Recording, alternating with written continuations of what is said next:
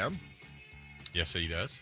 And Coach Tim Plough of your UC Davis Aggies. Hey, heard right here. That's right. Voiced by my golf partner yesterday, Scotty the Body Marsh. Coach Plough, good morning. Boys, how we doing?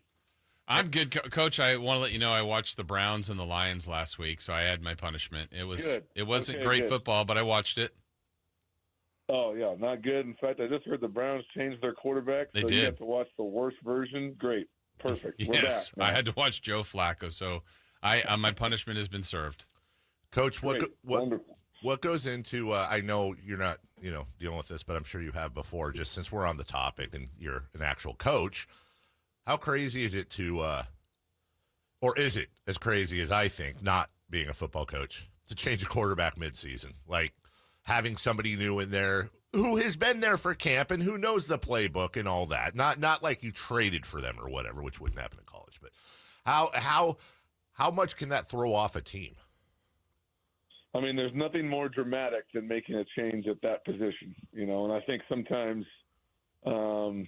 teams maybe do it out of panic, but it can help a team. I mean, I think of like the 2000 Baltimore Ravens. They benched their quarterback. All of a sudden, they put Trent Dilfer in there, and he's just good enough to make sure they don't screw it up. So I feel like it can be a positive thing because it's gonna shake things up, but it's dramatic. I mean, it's a dramatic flip. And I always I've been coaching quarterbacks for 20 years now, and I always tell families and the guys I want to play in the NFL, and I always tell them, well, there's 64 guys on the planet that get paid to play quarterback in the NFL.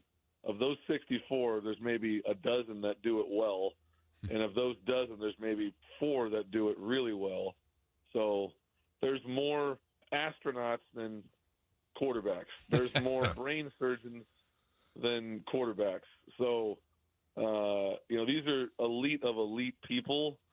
And, I'm reading this book right now, actually, by Seth Wickersham, The American Kings. It's like a study of quarterback development. But it really does point out, this is a rare thing. So when guys don't do it well, I'm not surprised because only about 10 people on the planet can do it. It's interesting in all your years of experience from playing, you were a quarterback, to coaching and coaching quarterbacks as a coordinator to a head coach. Are you learning something? Are you picking up something from this book?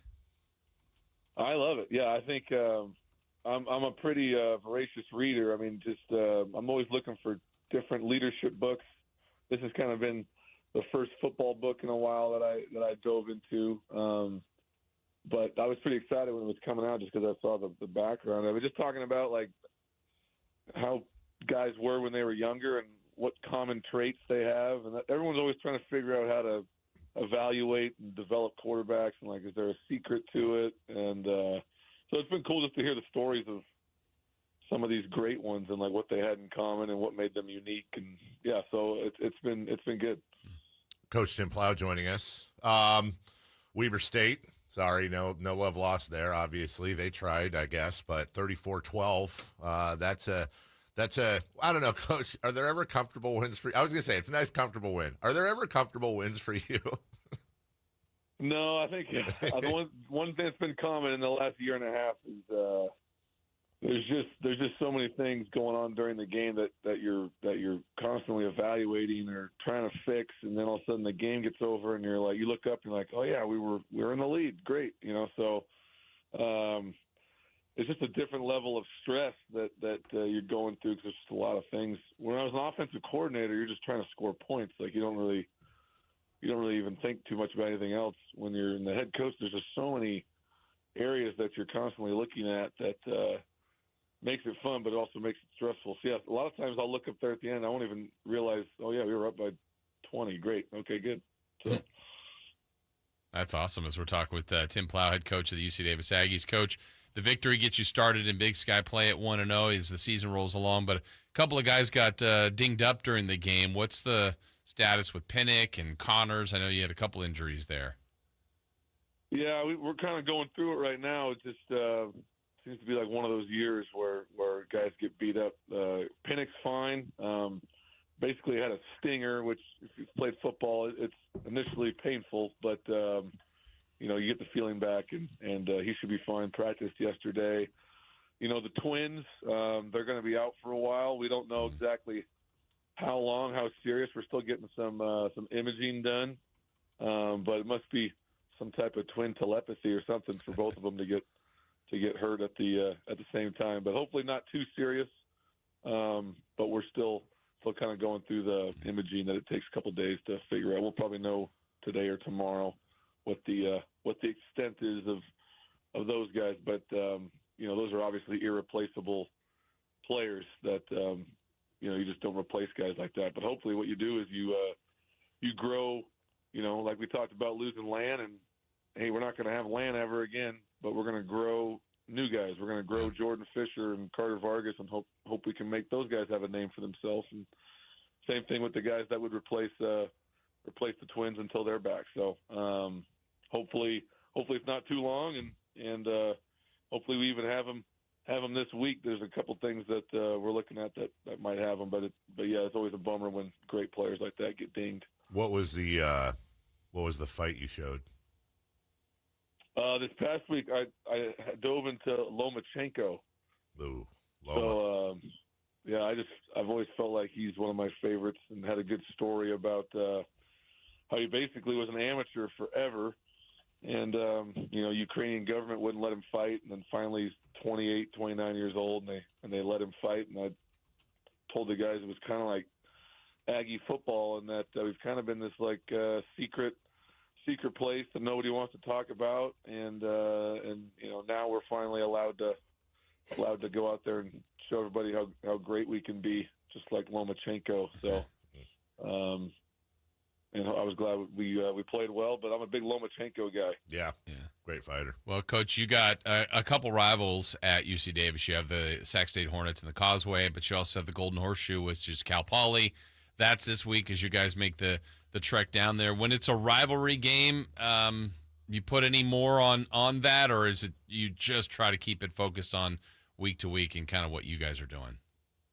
Well, I do think it's important to talk about the history of the school and talk about our rivals and why it's important. So, I do tell the guys that, hey, it's okay to talk about that this is an important game and it is a rival because, at the beginning of every year, in January, I always say we got two goals here. We want to win the Big Sky, and we want to beat the team down south and the team across the Causeway. And so, this week we have a chance to actually, achieve one of our goals. And so I always think rivalries are either based on disrespect or respect.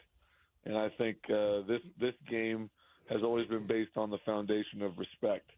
I think both programs have always been really competitive. The games have always been really close. When I was a player here, they had a great head coach in Rich Ellerson that I really respected. That they always had great NFL players, and so we know this is an important game. It means a lot to everybody in the community, everybody associated with Davis. So you can be 0-10, and if you can win those two games, it's a successful season. So we know it's an important one, and we don't want to give that trophy back. So I try to explain the importance of the rivalry, and then also go back to, okay, now if you just focus on trying to win a game, it comes down to us playing our best, and hopefully we can find the balance there between that. But it'll be emotional for sure. It's one of those chippy games. You don't need extra motivation, but as we wrap up, this is actually a very true story. 2 days ago, my son's a junior in high school, huge sports fan, and colleges reps will come through the high school to do presentations like, this is why you should attend.